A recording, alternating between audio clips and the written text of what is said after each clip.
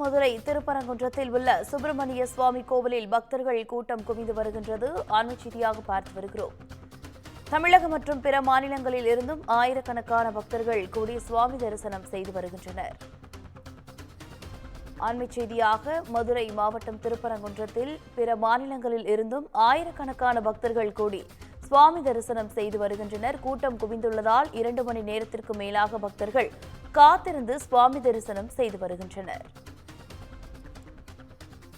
கூடுதல் விவரங்களோடு இணைகிறார் செய்தியாளர் அருண். அருண், வணக்கம். அங்கு பக்தர்களுக்கு என்னென்ன பாதுகாப்பு ஏற்பாடுகள் செய்யப்பட்டிருக்கிறது?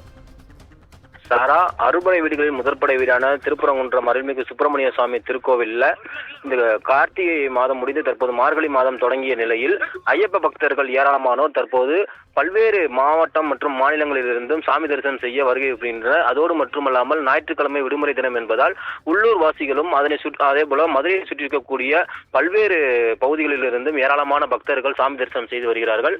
மதுரை மாவட்டம் திருப்பரங்குன்றம் அருள்மிகு சுப்பிரமணிய சுவாமி திருக்கோவிலில் 6 வீடுகளில் முதற்படை வீடாக உள்ளது.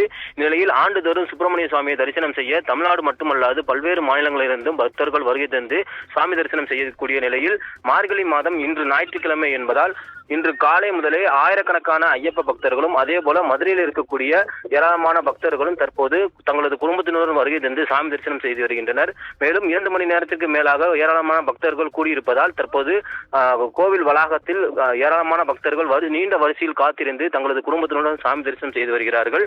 2 மணி நேரத்துக்கு மேலாக காத்திருந்து சாமி தரிசனம் செய்து வரக்கூடிய நிலையில் காவல்துறையினர் அவர்களுக்கு போதிய பாதுகாப்பு ஏற்பாடுகளும் அதே போல குடிநீர் வசதி, போக்குவரத்து நெரிசலை சரி செய்வதற்காக ஆங்காங்கே போக்குவரத்து போலீசாரும் குவிக்கப்பட்டு தற்போது போக்குவரத்து பணியை சீர் செய்யும் பணியிலும் ஈடுபட்டு வருகிறார்கள். ஞாயிற்றுக்கிழமை விடுமுறை தினம் என்பதால் தற்போது ஏராளமான பக்தர்கள் நீண்ட வரிசையில் நின்று திருப்பரங்குன்றம் அறுபடை வீடுகளில் முதற்படை வீடாக இருக்கக்கூடிய சுப்பிரமணிய சுவாமியை தரிசனம் செய்து வருகிறார்கள். சாரா,